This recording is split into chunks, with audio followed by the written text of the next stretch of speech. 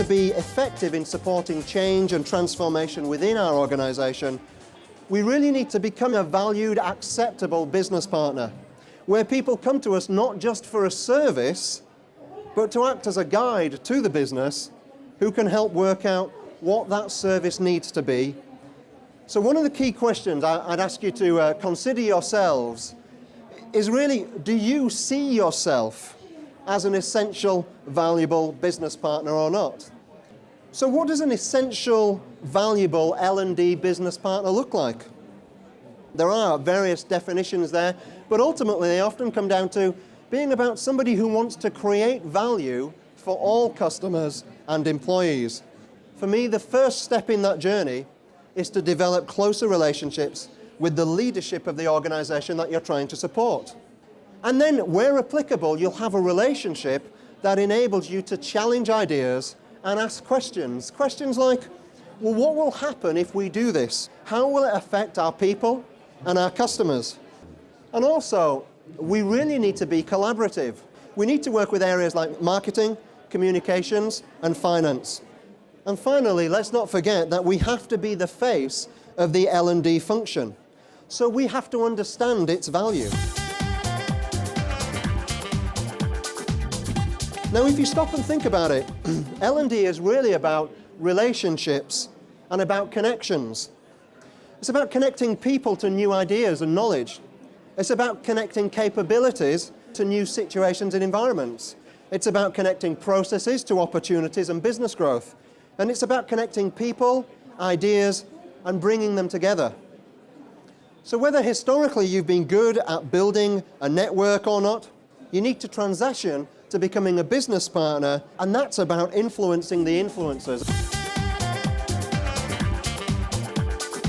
So your aim and your focus is becoming a trusted business partner. One of the things you have to consistently do is take that high-level view of things. Look at the long-term plan of the business by thinking about the wider strategy and getting to grips with the challenges that'll be coming in the future, not the challenges that are here now. Simply meeting with people and asking them what their long-term plan is and how you can support them through it is absolutely essential. And as you start to have conversations with all areas of the business, you'll begin to notice the connections across the business. You begin to see the common problems, you begin to see the challenges and the common solutions. And you can begin to turn best practice into standard practice. Organizations very often work in a siloed mentality. As an L&D valued business partner, as you begin to work across the business and break down those walls, you enable people to see the connections, and you naturally break down the barriers between the silos so that it actually becomes impossible to work on your own. And the final piece here is about challenging employees to take responsibility for their own action or lack of it. And by doing that, you help individuals move from a me and them mentality to an us mentality, so that you can act as the glue within the organization. And as you're displaying some of these behaviors, the organization will develop trust in your role as a business partner.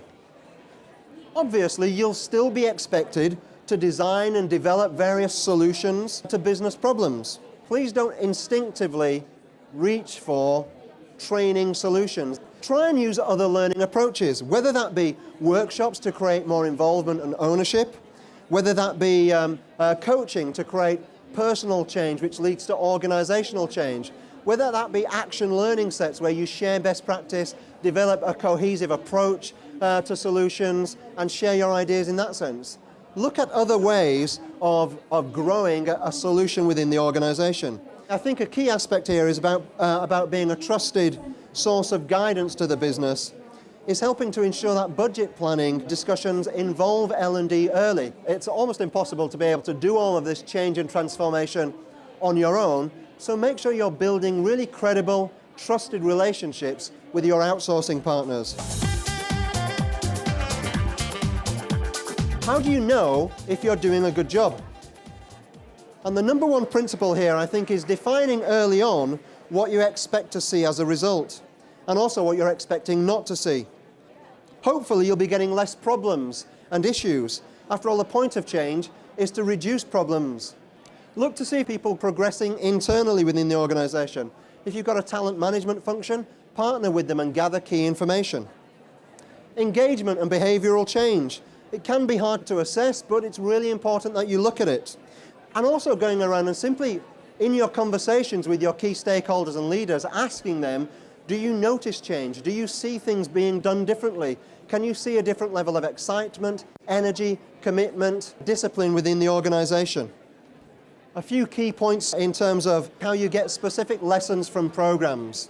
Again, the key principle here is set your evaluation measures very early so that you know what success you're looking for.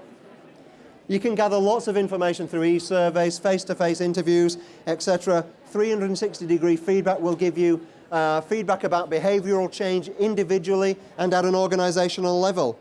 Maybe you need to think about establishing an L&D forum where you can look at your priorities being optimized, are your outputs correct, is your budget spend being used correctly? Take on a facilitative leadership role here. If you do learn lessons, don't then compromise on them.